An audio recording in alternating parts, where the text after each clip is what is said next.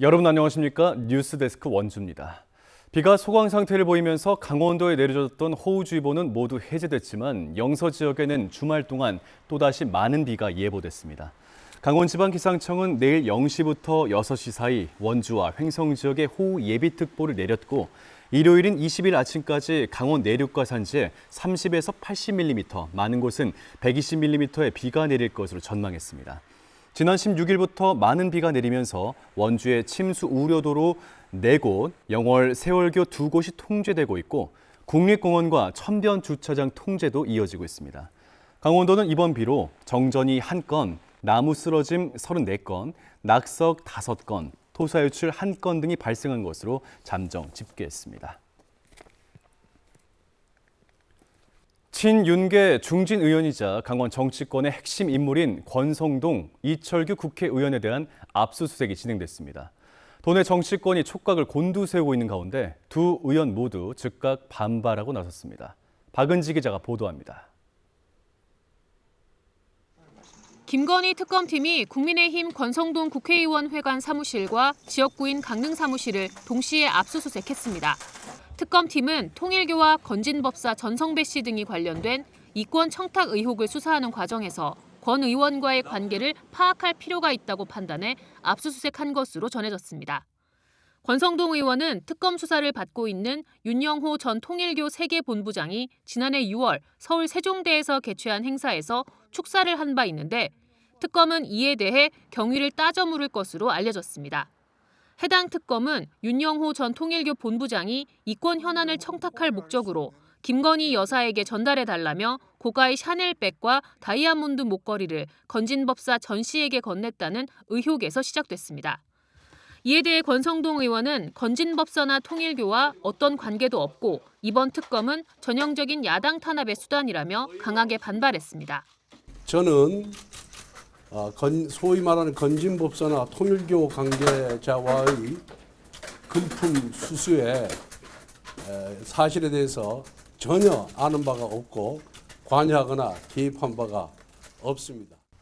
최상병 순직 사건 외압 의혹을 수사하고 있는 이명현 특검팀은 이철규 국회 사무실과 자택, 동해 태백 삼척 정선 지역구인 이 의원의 지역 사무실 등 모두 4곳을 압수수색했습니다. 이번 압수수색은 임성근 전 해병대 1사단장 구명 로비 의혹과 관련한 것으로 알려졌습니다. 특검은 임 전 사단장에 대해서도 동시에 압수수색을 진행했습니다.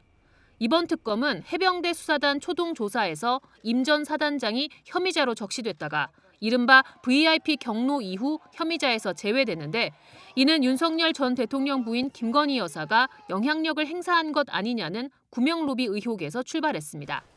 이 의원은 통화 기록 한 번 있다고 특검을 무자비하게 진행한다며 비판했습니다.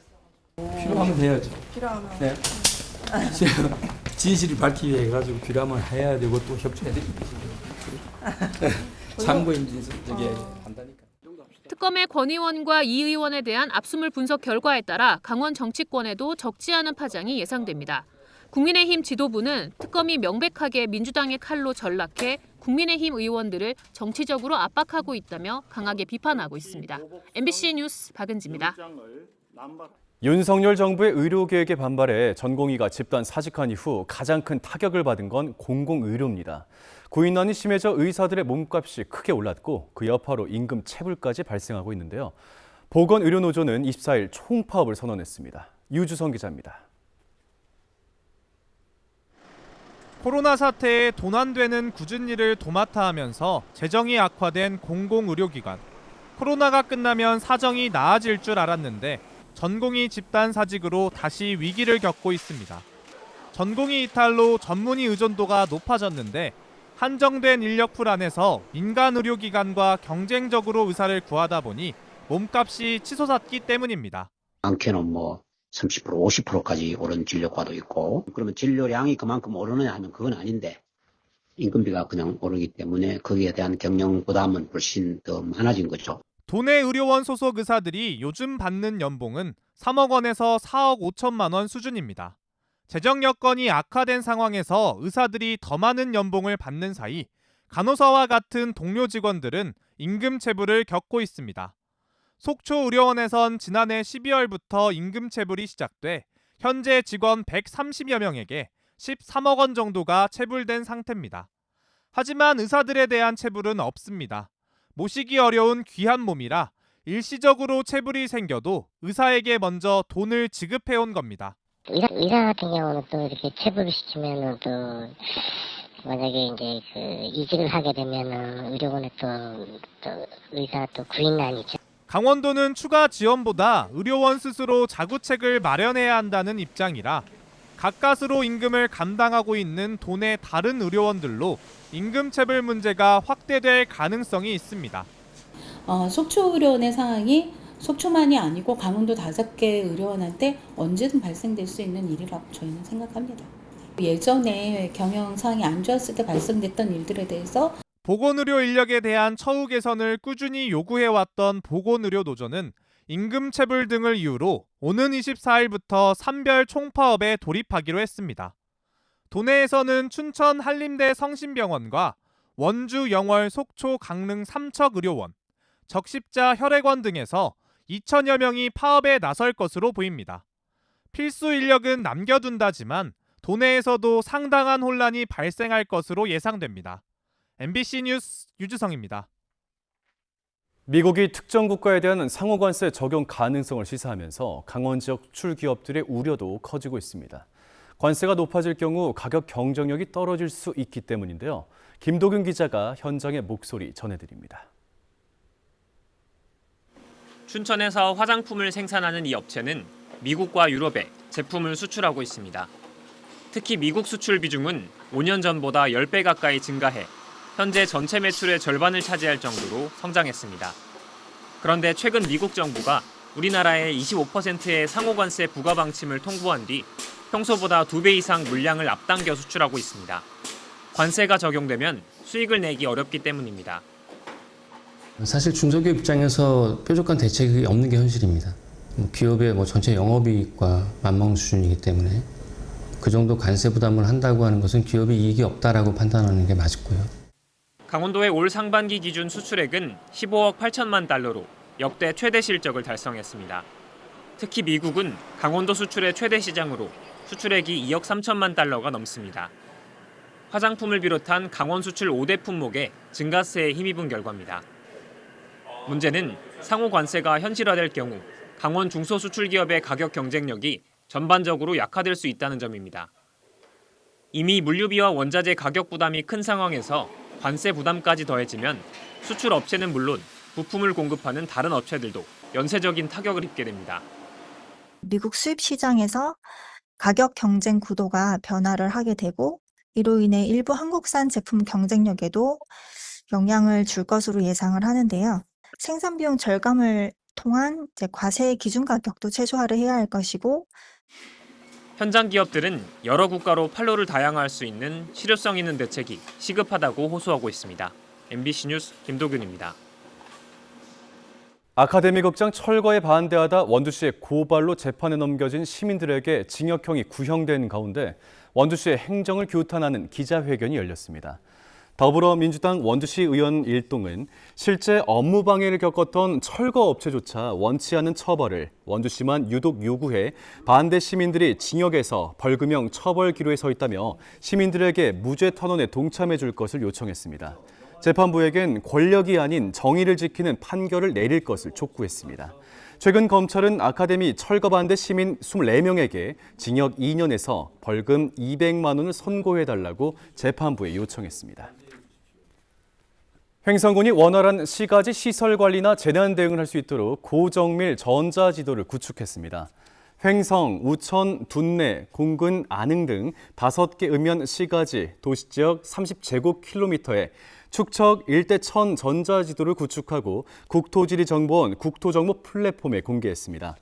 1대5000인 기존 국가 기본도보다 정밀한 전자지도는 시설 관리와 방제, 교통 서비스를 원활하게 할 수 있고 민간에선 투자나 도시지역 조망에 보다 수월할 것으로 평가됩니다.